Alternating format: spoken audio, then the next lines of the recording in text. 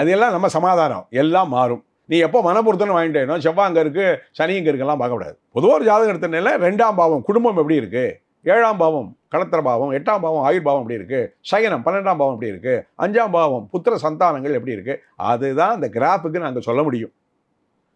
இவங்க தீர்மானம் பண்ணுறது, செய்கிறப்படுகிறது, கல்யாணம் எடுத்து இத்தனை வருஷம் ஆச்சு குழந்தைகள் இல்லையேன்னா இவன் வந்து பிளான் பண்ணிக்கிறான், எனக்கு இது இருக்கணும் இது இருக்கணும், இதெல்லாம் பண்ணதுக்கப்புறம் தான் அதுக்கு ஜாதகம் என்ன பண்ணும்.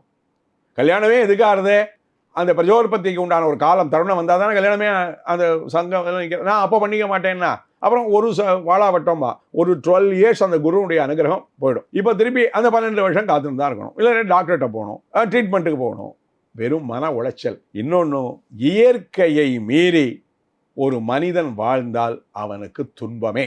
இயற்கையோடு இயற்கையாக அது ஆனந்தமாக இருக்கட்டும், இன்பமாக இருக்கட்டும், அதோடு பயணப்பட்டால் பெரியவர்களுடைய ஆசீர்வாதத்திலையும் குருவனுடைய ஆசீர்வாதத்திலையும் உங்களுடைய வாழ்க்கை சிறக்கும்.